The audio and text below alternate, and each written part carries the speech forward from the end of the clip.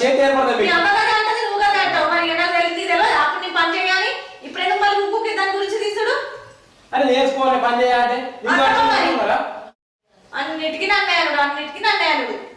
ఇగో ఇవన్నీ కాదు చెప్తున్నా నేను ఇప్పుడు ఏమనుకున్నా మీ అమ్మ పోయి ఊరంతా పేరు చేసిందట నా కోడ లేరనుకొని తింటానంటుంది నేను గోలించుకొని తింటానని చూస్తానన్నట మీ అమ్మ ఇవన్నీ చెప్పుకొస్తుంది ఇదంతా కాదు ఇవాళ మనం ఏదో ఒకటి ఏరు అనుకొని తినాల్సిందే ఇదంతే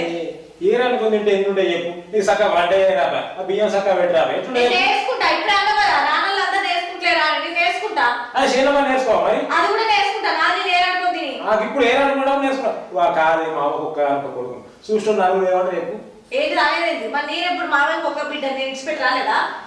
నేను ఊర్లో ఇచ్చిపెట్టి రాసిన నువ్వు ఇంట్లోకి వెళ్ళి గడ్డ ఊళ్ళో అనుకుని తినడానికి నీకు బాగా అవుతుందా